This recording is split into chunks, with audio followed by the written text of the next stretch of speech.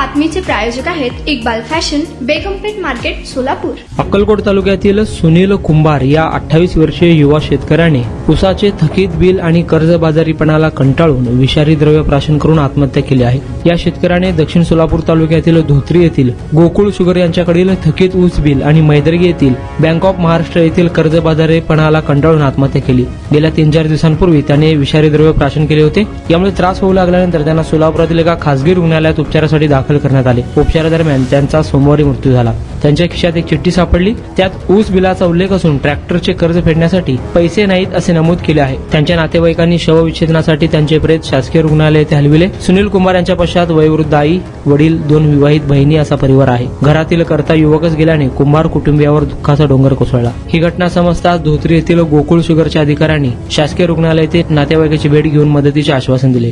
गेल्या 10 दिवसापूर्वी नागूर येथील शेतकरी कर्जबाजारी व कारखानदाराचा बिल थकल्यामुळं त्यांनी चिठ्ठी लिहून आत्महत्या केलेला आहे। या उर्ध्या प्रशासनाने ते वेळेवर ऊस बिल आणि वेळेवर कर्जमाफी जर झाली नसती तर त्या 28 वर्षाची युवकाची आज मृत्यू झाली नसती।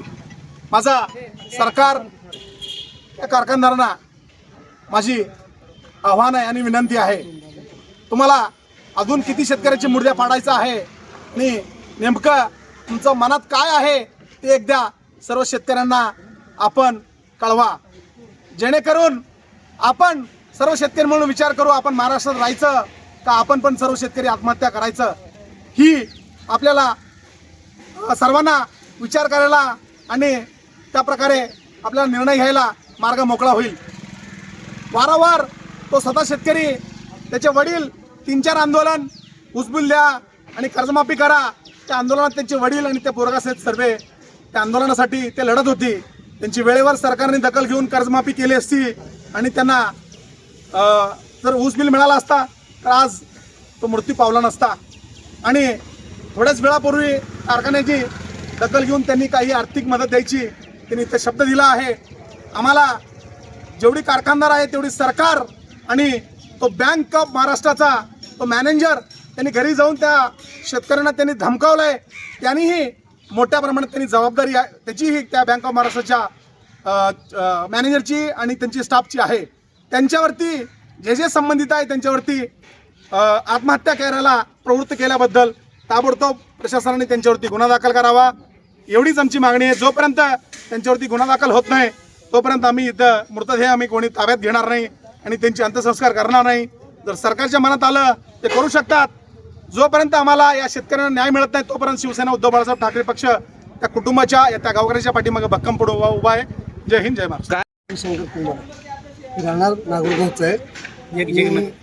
आता जे त्यांचं कोण लागतं ते सांगा त्यांना। 20 पिले ते माझा भातचा आहे। 10 दिवसापूर्वी त्याने 20 पिले, त्याच्या कर्जबाजारीमुळे तो 20 पिले आणि कारखान्याचं बिल त्याने वेळेवर भेटलं नाही म्हणून तो त्या कारखान्याच्या नावावरती आणि बँकेच्या नावावरती चिठ्ठी लिहून तुम्हाला पावलं। काय नाव होतं? त्याचं नाव सुनील चौडप्पा कुंभार। काय वय होतं त्याचं वय 28 वर्ष। तुम्हाला पाहिजे एक उत्तम विवाह कलेक्शनचा अनुभव?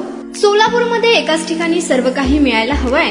आमच्या इक्बाल फॅशन मध्ये मिळतंय तुमच्या विवाहासाठी सर्व काही। लेहंगा, साडी, मटेरियल, रेडीमेड आणि मुलांसाठी स्पेशल वेअर, प्रत्येक गोष्टीत दिली आहे खास सजावट, आकर्षक डिझाईन्स आणि दर्जा, आश्चर्यकारक डिझाईन्स आणि कस्टमायझेशन सह तुमच्या लग्नाचा दिवस खास बनवा। आणि हो, आमचं मोठं कलेक्शन तुमच्या सर्व गरजा पूर्ण करेल। आकर्षक रंग आणि स्टायलिश डिझाईन्स फक्त इक्बाल फॅशन मध्ये।